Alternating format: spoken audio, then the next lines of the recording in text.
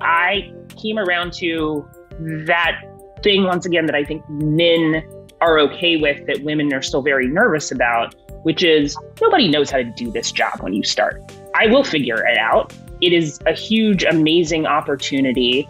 That real estate of television, for lack of a better term, is still watched by millions of people every single day.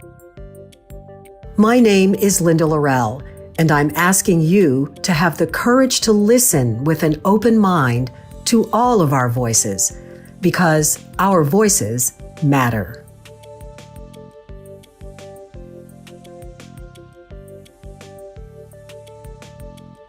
I want to take a moment to thank BMW of West Houston for sponsoring this episode of our Voices Matter podcast. BMW, of course, is known as the ultimate driving machine because of its precision and power. As someone who has driven a BMW for many years now, I can attest to that firsthand. But I think what's even more important, especially about this particular BMW dealership, is that it understands the power and the impact of giving back to its community. BMW of West Houston is known for its support of countless local charities, and that is important to us here at our Voices Matter podcast. So if you choose to do business with BMW of West Houston, not only will you be getting the stellar first-class service that the dealership is known for, but you can also rest assured that you are doing business with a dealership that truly cares about and gives back to its community. Hey everybody, it's Linda Lorelle. I am so glad that you joined us for this episode of Our Voices Matter podcast. My guest today is a multiple Emmy Award-winning and Peabody Award-winning journalist who is responsible for shaping 2 hours of news every weekday morning on CBS. Her name is Shawna Thomas, and she's the executive producer of CBS Mornings. Now, Shawna and I go way back. She grew up here in Houston, so I've known her for quite some time. And we will go into our backstory, and it's a fun one. But let me tell you a little bit about her journalistic journey, which she goes into great detail. She is a graduate of George Washington University in political communications. She has a master's degree in broadcast journalism from the Annenberg School of Journalism at USC. She has worked at multiple major networks across the spectrum, all of which led her to the position that she now holds at CBS. I cannot wait for you to hear this conversation. And if you are a journalism junkie, somebody who really follows the business and wants to know a little bit more about how the sausage is made, this is for you. If you are a young person aspiring to be a journalist, or you know someone who aspires to be a journalist, this conversation is for you. If you want to learn a little bit more about management and leadership style, this conversation is for you. There is so much here, and I am so incredibly proud of her. And when you hear this conversation, you will see why. Here now, my conversation with Shawna Thomas. Shawna, it is such a pleasure to finally get you on the show, and we've been trying to connect for a while, and I'm just so excited to have you. So welcome to the podcast. Thank you. I'm glad we were able to do this. Yeah, me too. So before we let our audience in on how we know each other and how far back it goes, I want you to kind of take us through a little bit of a snapshot of your career and how you ended up leaving Houston, Texas, and becoming who you are now as the executive producer of CBS Mornings. So I know it's quite a story. I'm going to try to truncate it as much as possible. But yes, I grew up in Houston, Texas, watching you on television, clearly on the news, on the local NBC affiliate. And I decided to go to college to study political communication. I thought I would go into politics, campaign management, that kind of thing. And my parents in Houston, while neither of them has run for office or anything like that, definitely instilled in me the idea that voting was important and understanding government was important and politics was important. And I used to watch Beat the Press as a child, which makes me an incredible dork, I realize. But, that is how I grew up. And so I went to college in Washington, D.C. at the George Washington University, and kind of got my first real taste of working for a news organization. I interned with Fox News while I was there. But I also was getting this degree in politics and really thought that's what I was going to do, and ended up with my first sort of real full-time adult job out of college being a lobbyist for the meatpacking industry. And I did that for 2 years. And about a year into it, it really solidified that I'd rather report and tell people how politics works instead of like physically like myself going to fundraisers and lobbying and that kind of thing. But I did learn a lot about how Congress and Capitol Hill and campaigns worked and that kind of thing because of that job. So the second year I did that job, I was applying to graduate school for journalism. And, I'm sure there could be another podcast just on the practicality of going to grad school for journalism. But for me, it was important because there are some very hard skills I needed to learn. And even though I had taken media and journalism classes in college as part of my degree program, I didn't know how to shoot. I didn't know how to edit. I didn't know how to do a lot of things that and this is the sort of 2002, 2003, 2004 time. I went to grad school in 2004, where people, especially younger people getting into this career, needed to start to know how to do everything. Like things were not going to be as siloed anymore. So I went to University of Southern California, Annenberg School, which is, in my opinion, the best broadcast journalism program in the country, and really sort of got my. I know it's great, but we can debate that. I'm a Mizzou grad, okay? So I understand that. I understand. Great schools. They are great schools. So I got my hands really dirty at Annenberg, really just learning how to put all the parts together, and as well as learning journalism theory and writing for TV and writing for online and writing for print and all that kind of stuff. So the idea of the program was to sort of create kind of a really well-rounded person, even if you knew, and as I did, that like I was going to really focus on broadcast journalism. And out of there, I was lucky enough to go to NBC kind of right out of graduate school, into an early career program they have. It's called the News Associates Program. It is about growing sort of producers of color internally inside of NBC. And because of that, I did sort of 4 different experiences at NBC over the course of a year. And one of those experiences was kind of weirdly full circle for my childhood. I got to work with Tim Russert on Meet the Press, filling in for a producer who was on maternity leave at the time. And I could not do at that time what that producer could do, but I did get the experience of working really closely with Tim, which is like a highlight of my career, and seeing like how he thought about these interviews and how they put that show together. And Meet the Press, is now the longest running show on television. And it was getting there at that point. And I felt incredibly blessed to do that and really sort of understand DC from a different point of view. But so I sort of grew in my career at NBC. I spent a decade there. I had amazing experiences. And a lot of it, I tell sort of younger people when I do conversations or talks or whatever about this, is a lot of, and I'm just going to say a lot of my success, I think, is due to when someone asks you, like, do you want to go do this, no matter how small of a thing it is or how big or how much time it'll take or anything, I'm a big proponent of like raising your hand and just saying yes. And, my one caution is like, if you think someone is putting you in danger, you do not need to say yes to everything. You think someone is like, that is one caveat, but overall, no matter how small the task is, it all sort of builds together to make television news. And so I sort of was always, I think right place at right time, but also raising my hand all the time and being like, yeah, I'll go do that, or I'll do this, or, just whatever I can learn, whatever I can soak up, and let me figure that out. And so over time, I was a Capitol Hill producer, and I got to work with Tim Russert's son, Luke Russert, as the Capitol Hill correspondent at the time at NBC.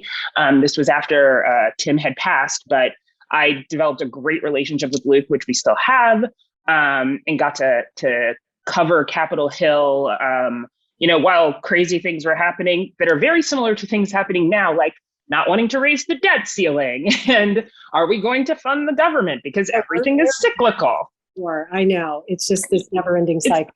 It's the same thing over and over. And then I got to cover the Obama White House for 3 years as a White House producer, traveling around the world with the President of the United States, which was this amazing, amazing opportunity, especially because, first Black president, and seeing how that plays out and being on the inside of it.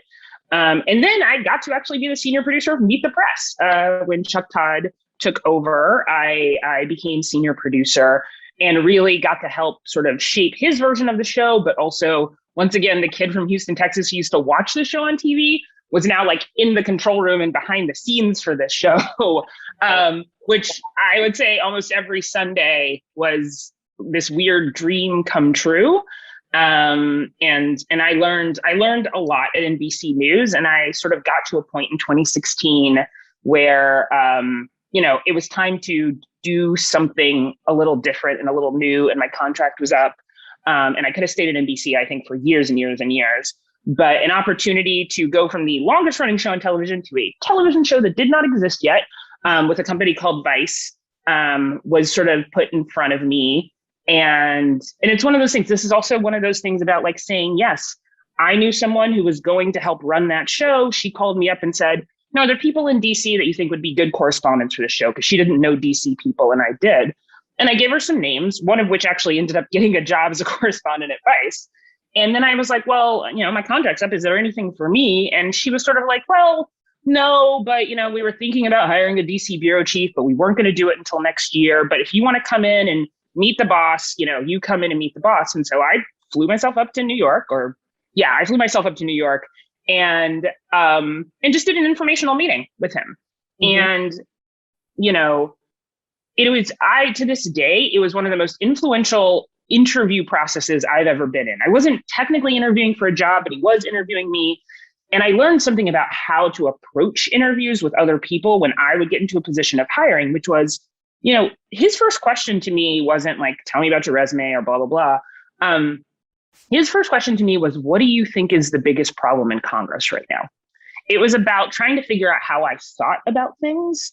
And I don't think I'd ever been in an interview like that before. And we ended up talking for more time than you ever want to commit to about earmarks, which I think is actually the fact that there are not earmarks anymore is, I think, one of the biggest problems in Congress. And he told me about his vision for this show on HBO that Vice was producing. And I came away from it being like, I'm not going to leave the stability of like Meet the Press or whatever. But he had like implanted something in my head that kept growing. And I'm like, I got to do something new. I got to start a bureau in Washington, D.C. for Vice. I got to be part of this show, because I realized that if he was able to achieve the thing that he said he wanted to with that show, in 3 months from then, I'm watching HBO on my couch in Washington, D.C. and not part of it. And it is that great. I would feel like the biggest idiot in the world. And so I raised my hand and said, I'm going to leave this really stable, great thing and go to this thing at this company that my parents had never heard of. And it's so many great lessons in this, because I think that, especially as women, we tend to not raise our hand, especially if something is offered to us that we think is outside of our wheelhouse, or it's something that we don't feel that we're qualified for. Whereas the guys will typically raise their hand and say, sure, I can do that, even though they know full well they can't. But they know that they're going to figure it out. And so I think it's such an important message that you're sharing with young people about the value and the power of raising your hand and trusting yourself. And you know what? You might fail, and that's okay. You're going to learn something from it, and then you keep going. So your parents were not all that happy about Vice, right? No, they were not all that happy about Vice, mostly because, it's called Vice, and two, it's just something that they had never heard of. And, going back to, my parents originally, even after college, were like, when are you going to be like, when are you going to go to law school? When are you going to go do these things that are very stable?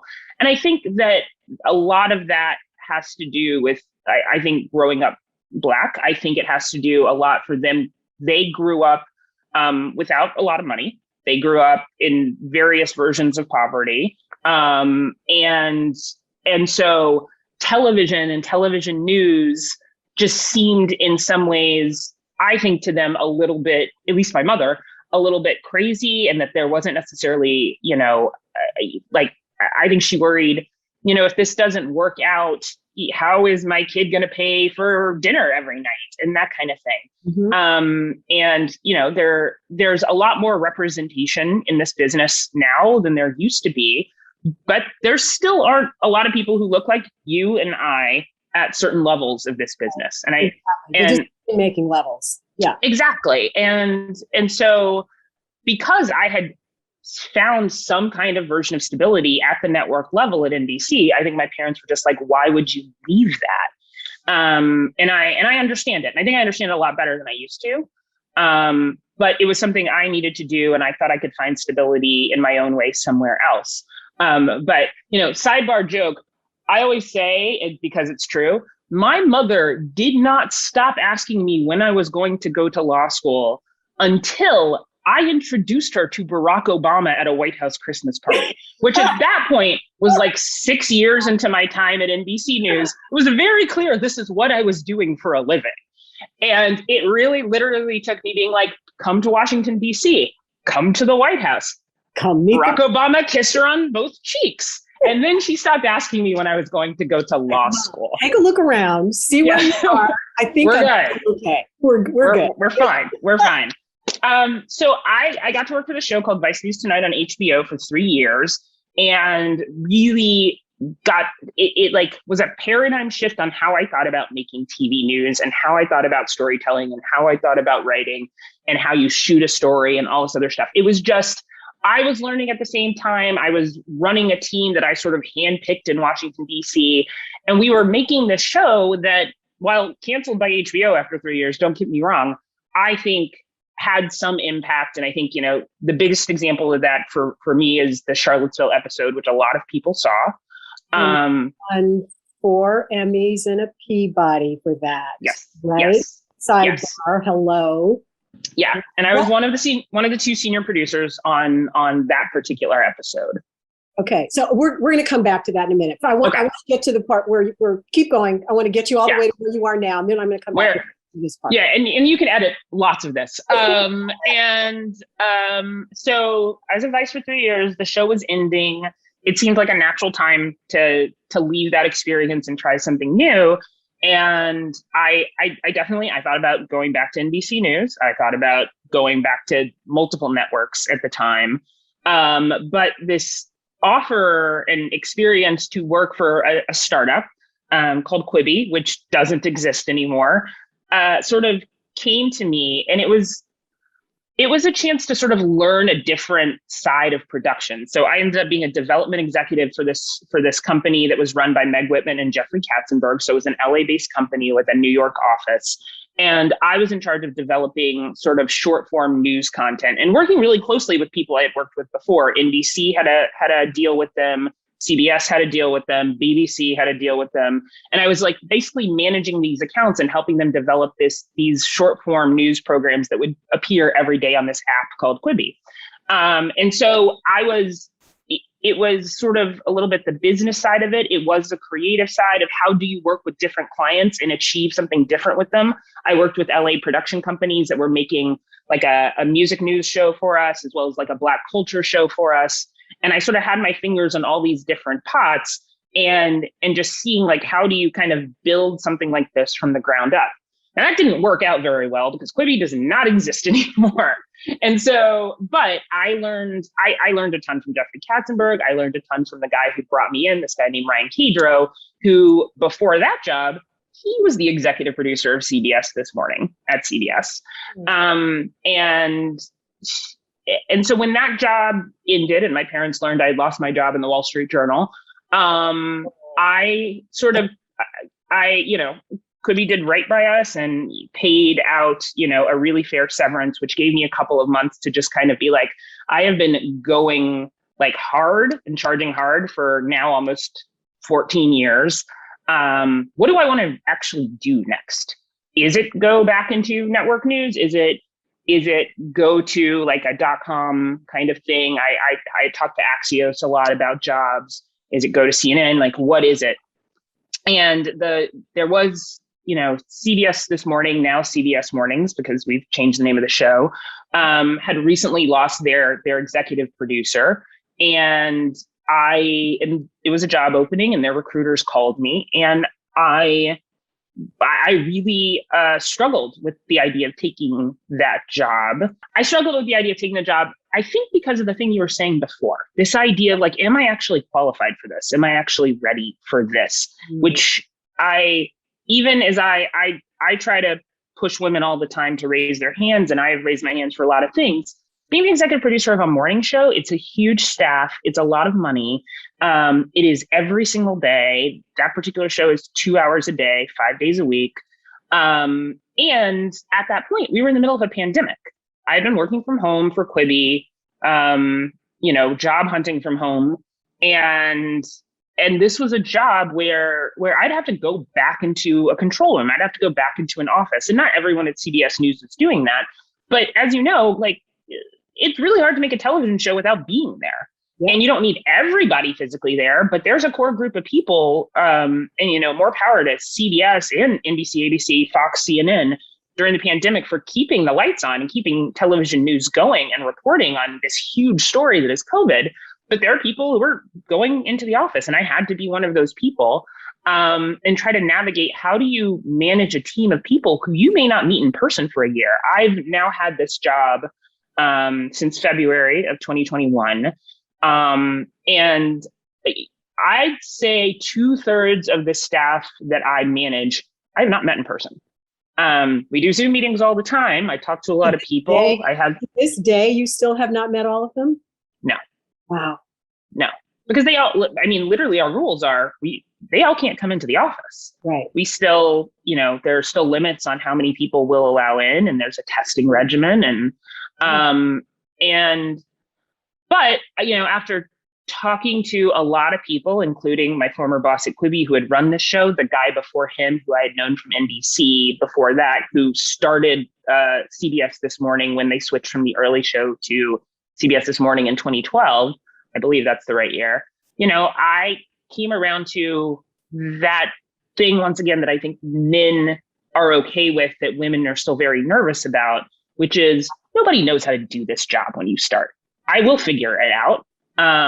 It is a huge, amazing opportunity. That real estate of television, for lack of a better term, is still watched by millions of people every single day. And if I have a chance to help shape that storytelling, help people get smarter, help people feel, help people learn something, and then I learn a lot about not just making TV and making live television, but like the business side of this, the ad sales side of this, the management side of this, it's going to make me more well-rounded in my career too. And also CBS News is no offense to my friends at the other networks, the pinnacle of storytelling. It's the place where 60 Minutes lives. It always has been. It always has. Yeah. So it's hard not to say yes to that. And that is kind of how I ended up back in New York, almost full time, and managing this show. So I've been a fan of CBS This Morning, before you spend now CBS Mornings, for many years. So yeah. I have watched the trajectory of the show through the ups and the downs and the challenges and the anchor changes and the just everything that every show, I don't care what kind of show it is, every show goes through it. Right.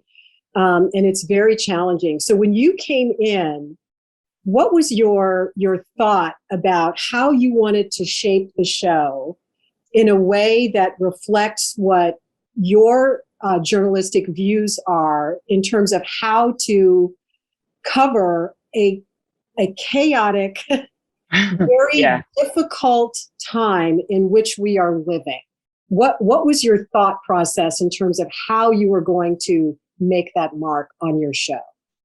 So a big thing that I pushed kind of from the very beginning, which came out of me clearly watching a lot of episodes of CBS This Morning as I was going through the application process for the job and the interview process. And as someone who had consumed that show and liked the fact that it was the sort of harder news morning show than the other two major network morning shows, which was part of why I was considering the job, was something that I feel like I learned from Vice, which is specificity and storytelling. So I felt, and I feel, and I've definitely been guilty of creating these types of stories, that there was a lot of stuff where it was like, you're just being very general. I would say it was, I'm trying to think of the term, like survey stories. So like this happened and this happened and this happened, and we don't explain why it's important. Or, COVID is bad and it's even worse today, but we don't get into like someone's story, even if it's short, even if it's a minute and a half, 2 minutes of illustrating like why this particular aspect of COVID is bad today. And so one thing I started to really push, even at the top of the show, which is really the newsiest part of the show for all three networks, was the anchors can give you the overview of like, what are the overall COVID case numbers in America or in Texas or whatever. But I started trying to push the correspondents on, find me the story, like the specific story that helps illustrate that. Find the character, find the person who can talk to you about how hard it was to get a shot at the very beginning. And live in that story. I will work on the stuff around it that puts it in context for the audience, and trying to just, and my theory behind that is, one, if you can do that, that gives you more time to like allow the audience to connect with that person and hear that story and possibly learn something from it or feel something from it. But also those individual stories, when they are not so time locked in like this is everything that's happened today. When it's about, okay, this woman, because of COVID, her nursery school shut down, which means she can't go to work, which means like we have a larger problem with childcare in this country. Like we can connect dots in these one little stories. That story can live longer online than just that hour it's on television. Because you're focusing on the human impact. Exactly. And that's hard. Dots around that.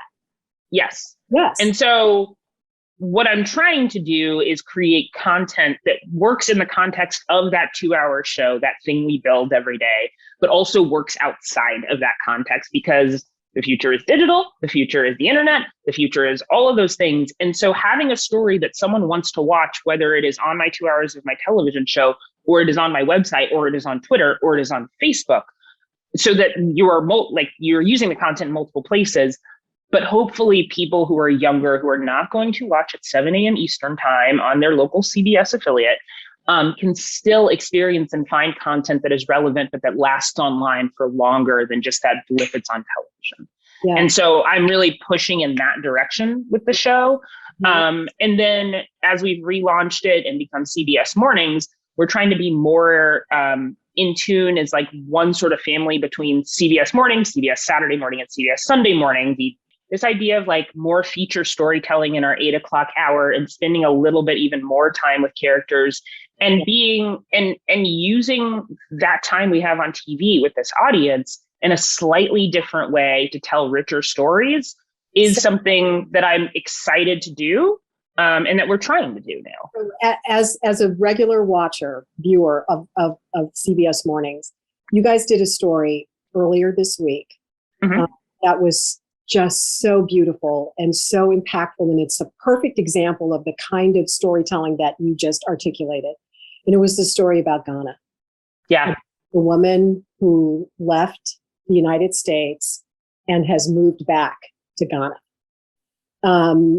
I get chills right now. Just so for everybody out there, if you missed that story, you need to go online and find it. Yeah, Google CBS Mornings, Deborah Patta, who is an amazing correspondent who's based in South Africa for us. It was and Ghana, and you'll find it. It was an incredible story. And it hit home for me because I have been to Ghana a couple of times. And when she talked about the impact of being there on just the emotional level, I remember when our plane landed in Ghana, I started crying. Yeah. It freaked me out. I was not expecting that. And the whole visiting the slave castles, all of it, when you're there, there's this visceral thing that happens. And that, was my personal experience. And that came across in the story, in her story. And so that's an example of exactly what you were talking about. Find me the story of the person who, because of the way she feels being treated as a woman of color, a Black woman in this country, and not feeling safe and wondering when she's looking over her shoulder if she gets stopped by a police officer, and scared about all of that to make the decision to literally move her life to Africa was within the context of what's going on in our society today. It was brilliant. It was the constant feeling like you're an other in the United States of America, and that and the woman that Deborah Pata spoke to and told the story around, there is this idea that you don't stick out necessarily. And that doesn't mean you're not special or anything. It's just, it's not the constant reminder of the otherism that happens in the United States. And it's, I thought it was a fascinating story. I had actually been pitched a very similar story while I was at Vice that we never got off the ground. So I was glad Deborah was able to tell it. But yeah, so there's a larger context to why we tell that story right now, but just let the correspondent tell the story. Yeah. Yeah. Yeah. I love it. And so you bring up the subject of the other, and that's what this whole podcast is predicated upon. So I started the idea for doing Our Voices Matter in the wake of the 2016 election and the growing divisions that were happening. And I had to make a decision. I said, okay, I've got to do something. I don't know what it's going to be, but it's going to be one of, it's either run for office and literally get in there and try to make change, or use my voice as a trained journalist with some credibility and some experience to try and foster conversations that are going to help bring us together. Decided it wasn't the time for me to run for office, maybe someday, but wasn't the time then, isn't the time now. But I could use my voice. And that's what I try to do. So one of the questions that I always ask our guests is, can you share, I'm sure there are many, but a story, a time in your life when you felt like the other in your personal or professional life? What that made you feel like, how you dealt with it, and then what you learned from that situation that you now carry with you as you show up in the world today. So one thing that sticks out, and this actually weirdly goes back to Tim Russert, is when I was filling in at Meet the Press for those few months, this was the time when, and I don't know if your listeners are going to remember this, and maybe we should leave it in the dustbin of history, but there used to be a kind of shock jock radio guy named Don Imus. Oh yeah, who has since passed away. Yep. And I was doing that job with Meet the Press at the time when his nappy-headed hose comment happened, where he was speaking about, I believe it was the Rutgers women's basketball team. Yep. And it was, and he was talking about them, and they were in the NCAA finals, or in the Final Four or something like that. And he referred to them as nappy-headed hose. And at the time, Don Imus's radio show was simulcast on MSNBC.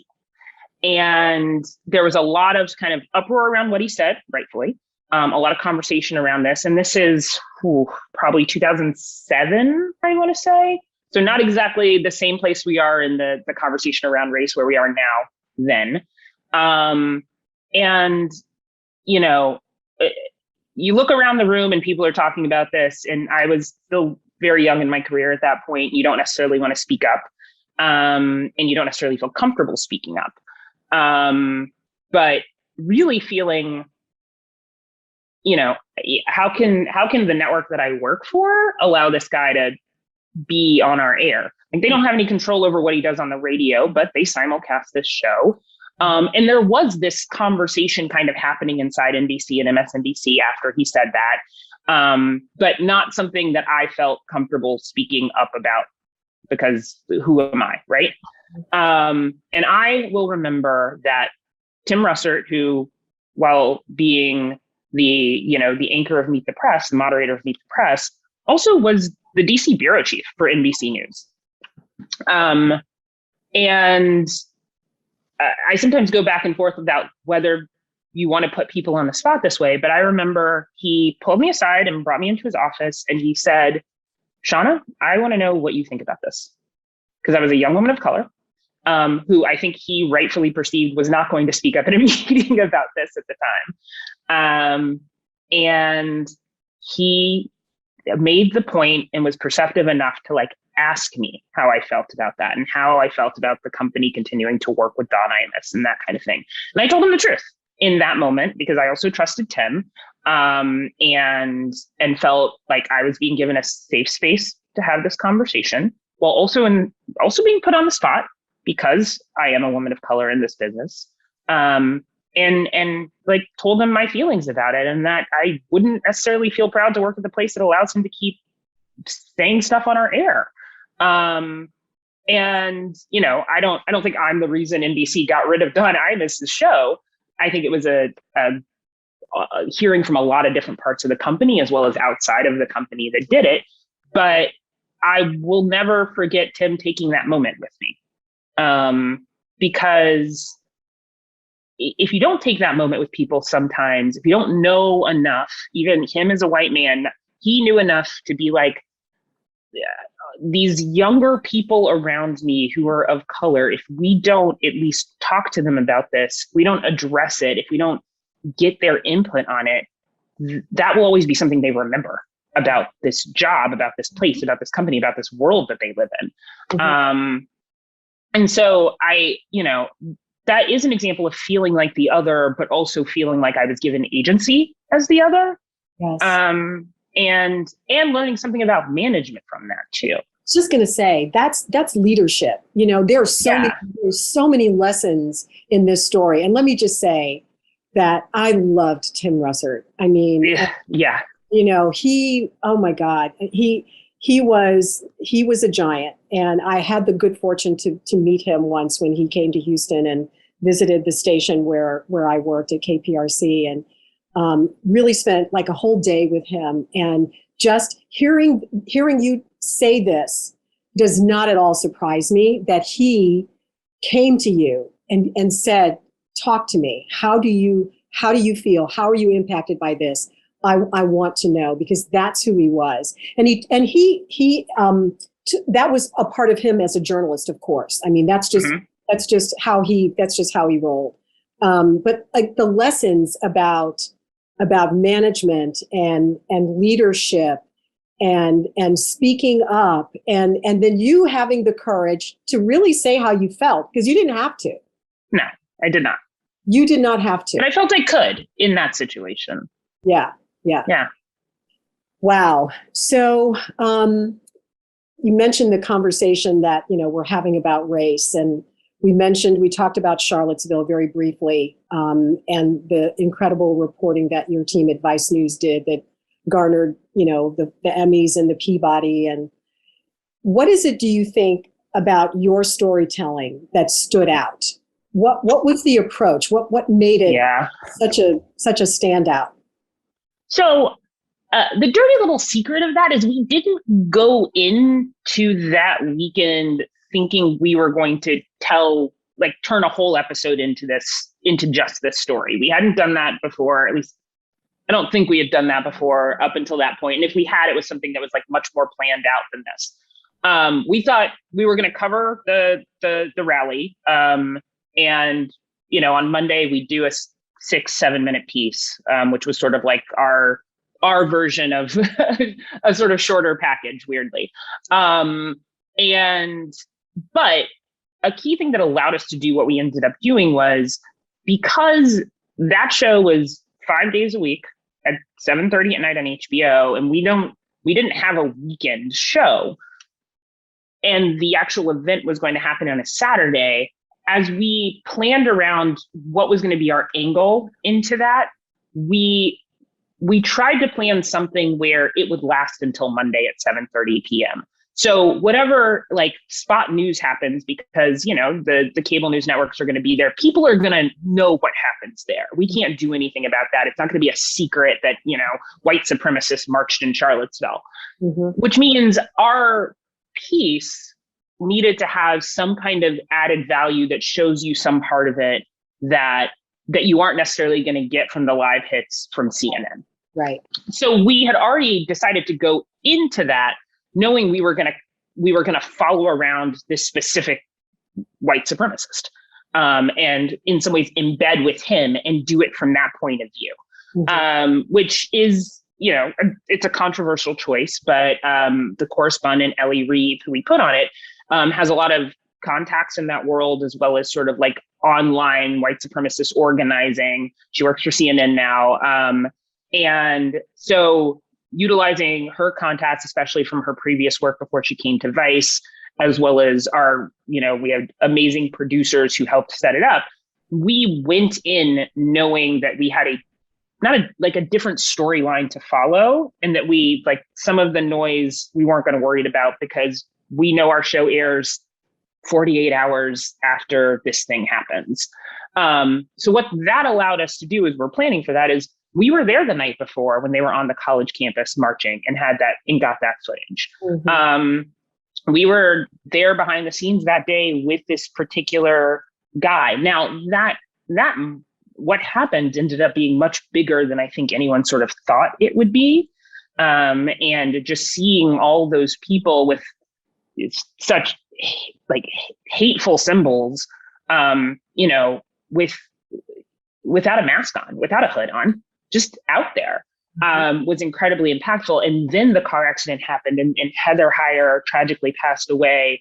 And I remember I was actually, you know, I was not on the ground there. I was senior producing it and had sent the team, but I actually had been in New Orleans at the NABJ conference, you know, that Friday before. And then I was going to Atlanta to see a friend, and I just ended up on the phone with our team the whole time.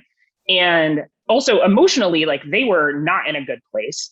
But I also was like pushing, I was like, okay, I know, you know, this terrible thing happened in front of you. I want to make sure y'all are okay. If we're going to see this story out, we have to keep telling this story. And so, you know, there's a scene in the piece where they're in this hotel room that evening with the white supremacist. I'm not going to use his name.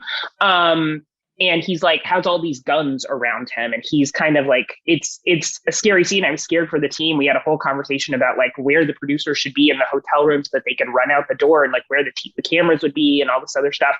But it was like, we had a story to tell and a storyline to follow. And so we kept following that storyline. And so on Sunday night, I'm on the phone with one of the producers back in New York who's starting to put this together with an editor. We're still thinking 6 or 7 minute piece. And I'm like looking at a script and everything. And, you know, once again, another management lesson for me is our boss, Josh Durangle, you know, had been part of these conversations and like understanding the footage that we gathered and everything. He went into our offices in Brooklyn on Sunday night and watched this cut down the editor had done of the footage that was something like 60 minutes long, something that, yeah, just long. And I'm still working with the producer, and we're trying to like find the right moments. And my boss calls me in, you know, I'm in my apartment in DC, and he's like, we're going to make this the whole episode. And I was like, wait, what? And he's like, I just watched down like the long cut, and then I ended up being sent the long cut. And he's like, we have a beginning, middle, and end, and a full story to tell that's impactful. And it is worth showing it to our audience, like kind of being on the inside of the hate. And I had this moment in my brain where I was like, wait, I didn't know we could do that on a nightly newscast. Like, we could just fully throw out the convention of having multiple stories and just do one story because this is the right story for us to tell at this particular moment. And it sounds crazy now that I didn't think that way, but I didn't think that way. And yeah, that wasn't the model. Yeah. That isn't the model. And so Monday, which we ended up airing that piece Monday night, we actually did 2 versions of the show because we weren't totally sure we would get the version of Charlottesville that everyone has seen. We weren't totally sure we'd finish it. So there is somewhere in, you know, some archive, there is like a political report from me about sort of like the political implications of what happened in Charlottesville. There are like 3 other pieces. We did all this other stuff. And about 3 that afternoon, we realized that we could not finish both versions of the episode. And so either we put all of our energy into one or we do the other one. And so we scrapped the other version, and we're just like, we are going to full bore get this done. Nobody watched it down before it aired at 7:30. It rolled straight live from our control room to HBO's control room to the world. And we just like through sheer will and also knowing we had this story, put it on television. Yeah.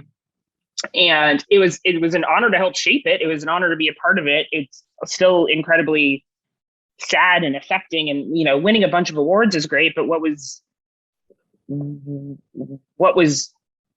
more fulfilling is that even the show that a lot of people never watched and will never watch, that was on HBO, which is behind a paywall, even though a lot of our content ended up on YouTube after the fact.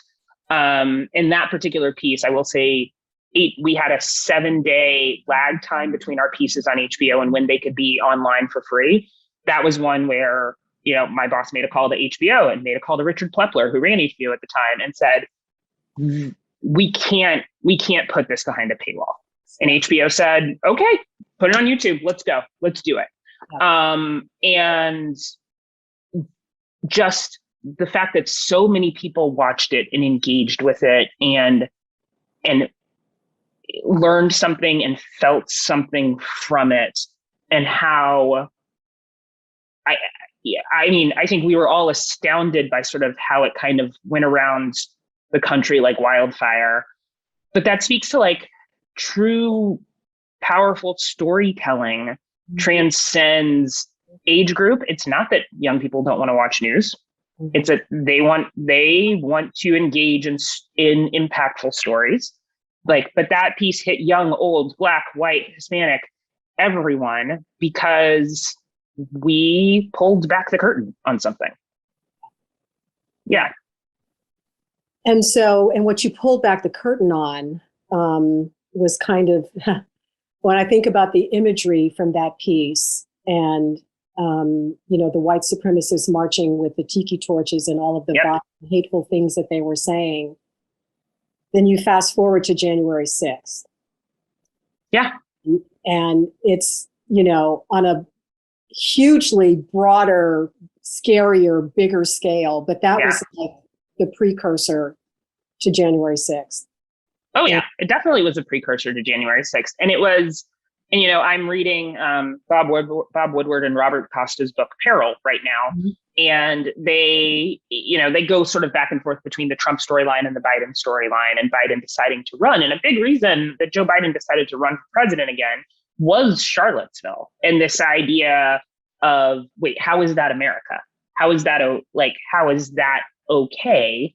And so you go from Charlottesville to Joe Biden deciding to run to, November, the election last year, and President Trump being unwilling to actually concede and still says he won the election that he did not win.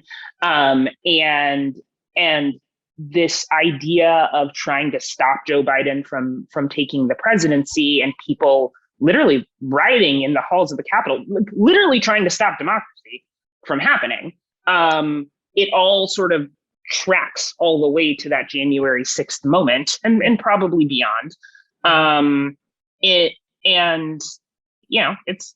our job actually to connect those dots. Right. Okay. So this brings me to my next question. I was watching an interview just this morning with, I think his name is Timothy Snyder, Yale professor, scholar, author. And he was talking about the role of journalism today and how it needs to shift in terms of the way that it's covering. It's no longer, this is him now, he's saying it's no longer about, presenting both sides of a situation and then letting the audience decide. That the point of view that journalists need to take, according to him, is now that the story is democracy itself. That the story is not the left side or the right side, but the story is democracy and whether it is going to survive. And that if we start to look at it from that perspective as journalists covering stories, it changes the dynamic, and it changes how you present information to the public. So I'd love to know what your thoughts are about that. So I mean, this kind of goes to the conversation around like, what is objectivity, right? And what is our role as journalists when it comes to not just reporting the story, but like analyzing the implications of the thing that you are reporting on. And I'd have to hear more about what Mr. or Professor Snyder was talking about. But I do think that part of why we do what we do and the amount of time we spend learning about topics or learning about issues, the amount of time I've spent learning about politics and covering it, it is partially my job to also put all of that in context. Yes. And that doesn't mean that we don't present, especially when it comes to political coverage, that we don't present what both sides are saying and what they're doing and how that's affecting things. But I think it becomes incumbent on us to also be like, okay, this person said this and this person said this. This is why this is important. This is why it like affects you. This is why, like, how does this play in that conversation about democracy? I think it's okay for us to take it to the point of using the information and the knowledge that we have and that we are able to gather, and that we, because we are lucky to do this for a living, are able to talk to other people and get more information and get that analysis out of people and present to the audience, not just here's what happened, but here is a way to understand why it is happening. And here is how it might affect the future. And here's how the past brings you to the place that we are in now. And so I personally, I disagree to a certain extent with the idea of like the both sidesism are like both sides are always equal. I don't think they are, but all the time, I think sometimes they are. I think if you're talking about taxes, I actually think the conversation on both sides is pretty equal. And I think there's a way to present that and still tell people like your taxes go up, your taxes go down, Amazon doesn't pay any taxes. What does all that mean, right? But I think there are some times when the both sides arguments aren't equal, and it's our job to know when that is, as well as tell the audience, okay, here it is. Like these two things don't quite match up, but here's why they don't match up. I think the mistake we make sometimes, especially a lot of times on sort of talking head cable TV news, which mind you, I was a talking head on cable TV news for a while, is we allow both sides to talk and then we go to commercial break, but we don't necessarily say, okay, if you don't think these two things are equal, that's fine, but that means we as journalists have to show our work too. We have to say, this other side, like this argument doesn't make sense because this, and this. We do a disservice to the audience when we're like, that side doesn't make sense and this side does, but you don't tell me why. Yeah. And if you can't tell me why, if you don't have that power of analysis or that historical knowledge, then you shouldn't say one side is lesser than the other. That's fine. But if we're going to go that route, showing the work becomes really, really important to having people trust us. Yeah. And right now, a lot of people don't trust the news. And so it's even more important to show the work of how you get to the story that you got to. Yeah. Hopefully that made sense. It did. It totally did. We could do a whole nother episode just about journalism and the state of it and where it's going and where it needs to go and its role, in our democracy, because it has changed, so dramatically in the last 20 years. Yeah. So, gosh, there's so much more I want to talk to you about, but I guess we have to go back now to the beginning. Okay, yes. And we have to go back to the beginning and how we met. So you were a child of 14 years old. And we gave you what I believe is your first college scholarship, because who gets a scholarship at age 13? And you wrote me the most incredible poem. And I'm just full disclosure, I'm going to post that poem. I'm going to post all of that. Oh, goodness. Okay. The story. Very embarrassing. So but I think it's worth saying to the audience, and maybe they know this, but this is part of like an organization that you were part of that was a tennis classic that involved kids like playing tennis, but also was a way to get scholarships for college. So exactly. Yeah. And it's called the Linda Lorelle Scholarship Fund now. Back then it was called the Linda Lorelle Tennis Classic. And as you said, kids who were playing tennis had an opportunity to get scholarships. And we've grown it into this organization that to date has awarded $4.5 million in scholarships to over almost 400 students, and you're one of them. And you were back. I also think it's important to tell the audience, you didn't have to be good at tennis, because I was a terrible tennis player then. I am still a terrible tennis player, but it was a way to be introduced in some ways to tennis, but also, get a scholarship. No, and the tennis was the means to the end, because I grew up playing tennis, and so the kids would, take part in this tennis program, and then they were offered the opportunity to apply for a scholarship. And so for me, it was always about the educational piece and really, wanting to give students some hope for the future and show them a path and show them people who might look like them that are achieving and making those connections and introducing them to other people in the community, et cetera, et cetera. So take me back to that day when you got your scholarship, if you remember, and what prompted you? I never have asked you this. What prompted you to write the poem? My mom. My mom said, this is such a good opportunity, and it's interesting. And, Linda Lorelle is such a known person in the community. She was like, you should write something and give it to her, like as a thank you, basically. So that was Rhonda Thomas, totally Rhonda Thomas. I would like to pretend I was that aware of a 13-year-old, but I wasn't. I was 13. My mom said, do this, and she thought I was a talented writer at the time. I'm sure that poem is terrible. And so I did it, and we printed it and I think framed it or something. Yes. And brought it along. And I think it's worth knowing, I didn't know if I was going to win. Y'all did not tell the parents or the students beforehand who was going to win the scholarship. No, and here's the thing. The whole thing was a surprise. And we only gave as much money as we were able to raise. And so we had the whole weekend, and we had, fundraisers and auctions and stuff going throughout the weekend. And when it was time to present the scholarships, we were only planning to give 12 because we had that much money. We raised additional money during that weekend to give a 13th scholarship, and that was yours. Wow. Okay. I didn't know that. Yeah, that was yours. Okay, cool. Yeah.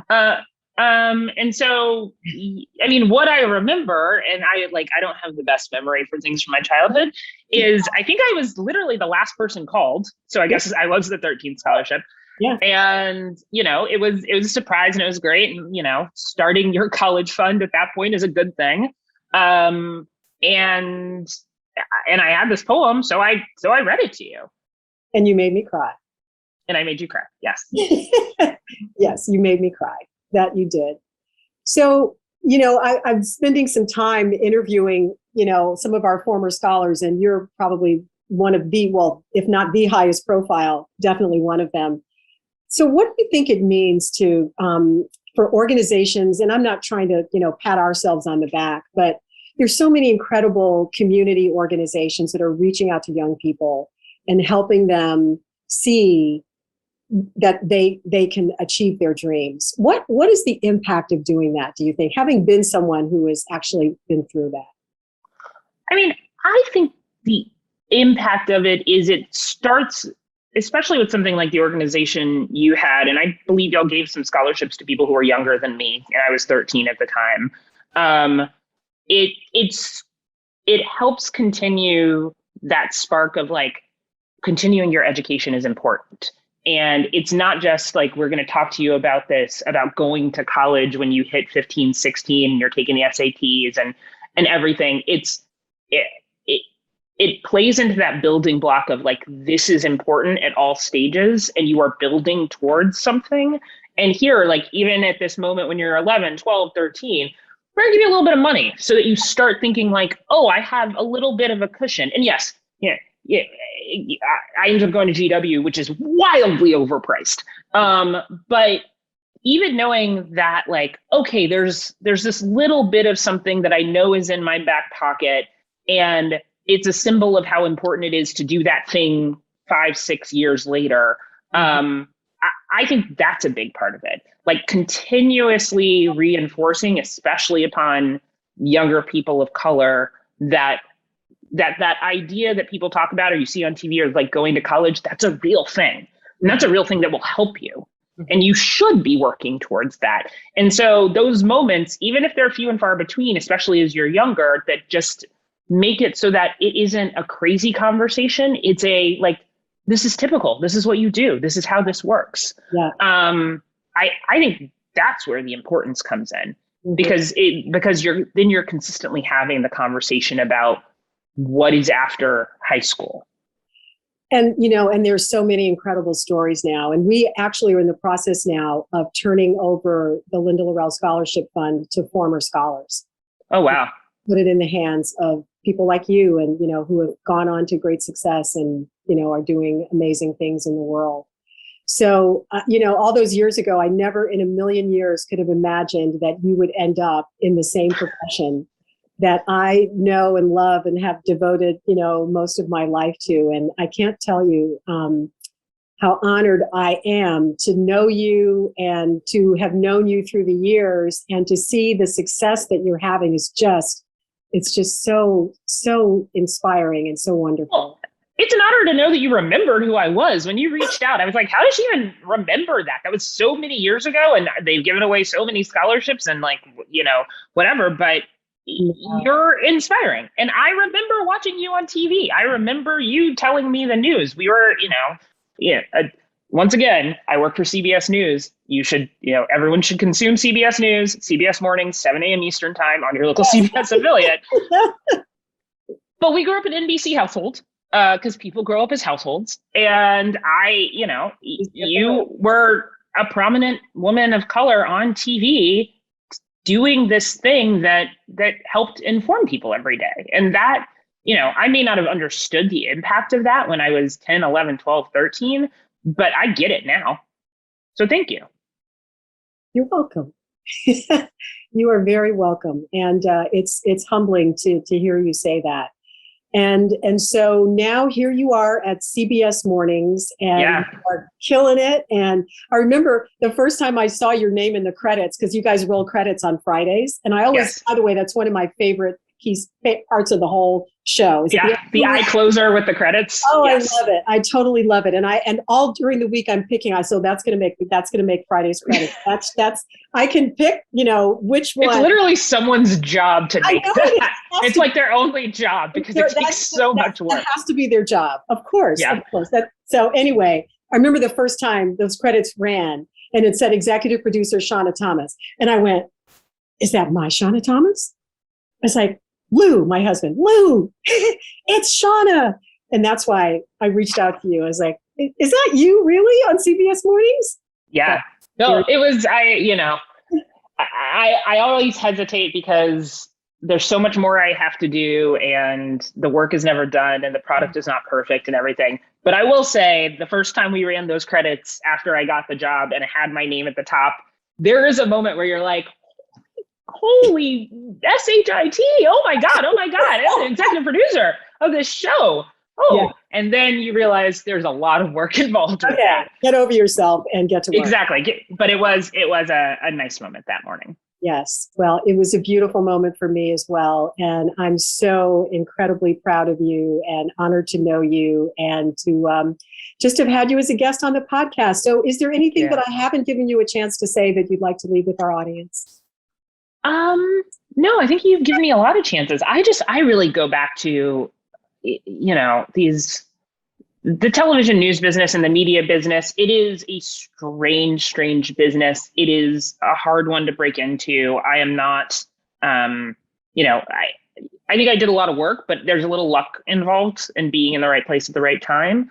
But I really go back to, if this is the kind of thing you want to do, if you want to tell stories, if you want to be involved in journalism or tell stories in other ways, if you want to get into like entertainment television, if you want to get into reality television, that whole thing, one, like, look for opportunities early on, especially when you're in school, to like intern in those things and like find ways to be part of it. I had lots of, I mentioned the Fox News internship, but I also interned at the local CBS affiliate in LA when I was in grad school. I interned at Good Morning America. I took other opportunities that came along.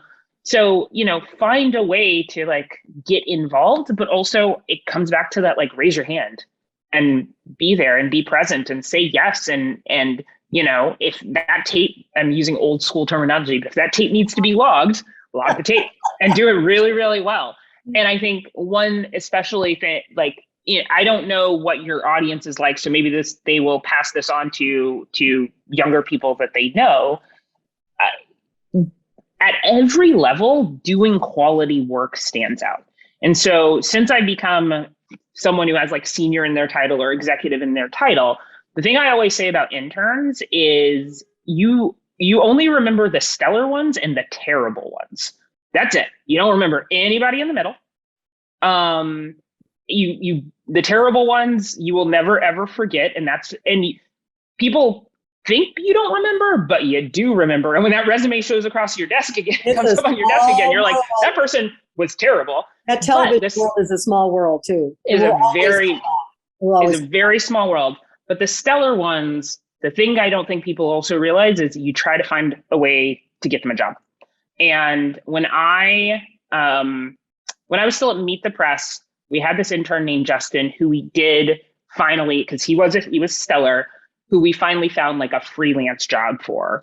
And he was great at it. And when I walked out the door of Meet the Press, one of the things that I sort of left my boss at the time with was like my recommendations. And I was like, I'm leaving. That means like you're going to have a little extra money to play with. Make that kid a staff member with full benefits. Like that is something that you need to do. He is an integral part of this show. He's the lowest rung, but he should have more than what he currently does. And they did. And everyone remembers the hard workers. So just raise your hand, say yes, and work hard. I love it. Perfect message to leave for our young people. Shawna, you're amazing. Thank you so much. You're amazing. No, thank you. This has been fun because people like talking about themselves and you gave me an opportunity to do that. Well, but thank you. I learned so much about you. So this was great. Thank you so much, my friend. What a powerhouse. I hope you enjoyed that conversation as much as I did. So I am going to make sure that we have Shawna come back because I feel like we just scratched the surface with her. There's so much more we could talk about. I want to thank all of you for giving her permission to speak and for having the courage to listen with an open mind. Thank you for being a trusted and valued member of the Our Voices Matter podcast family. If you've not already done so, please do subscribe on your favorite podcast platform of choice. Like us and then share. We really want to get the word out about the conversations that we're having that will hopefully help bring us together as humans. Thanks so much again, everybody. We'll see you next time. Thanks again to our sponsor, BMW of West Houston. There's a special offer for members of the Our Voices Matter podcast community. Just click the link in the show notes, bmwwest.com.